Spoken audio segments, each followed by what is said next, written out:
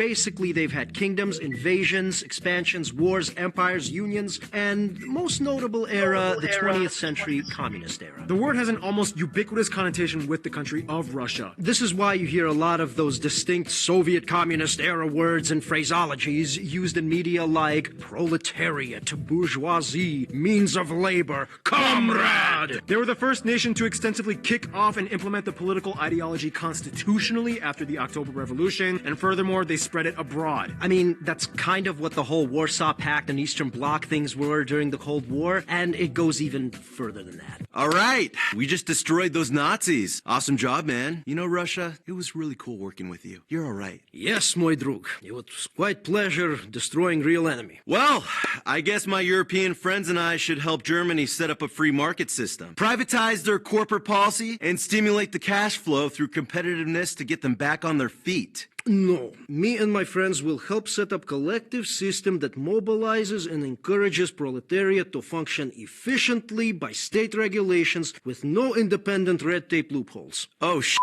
Is this really happening? Da. I believe it is. I take east, you take west. And in the 50s, it was like... I influence north, you influence south. And in the 70s... I support north. I support south. And so on. Which begs the question, what exactly is communism? Although there are many schools of thought and varying definitions, in the shortest way of summarizing, communism is a philosophical, political, social, and economic ideology and movement derived much from the writings of Karl Marx. The ideal ultimate goal is to establish a common ownership and means of production by the people and the state. Or in the simplest form, you don't technically own anything. Everyone technically owns everything on paper. But the state gets first dibs and distributes what it deems as most efficient, technically, kind of, but not. It's weird. It's weird. Anywho, after the fall of the Soviet Union in '91, they changed their system of operation. Legislatively, on paper, Russia classifies itself as a federal dominant party semi-presidential constitutional republic, with an emphasis on a heavily state-run economic model and Russian conservatism as a popular ideology. This party,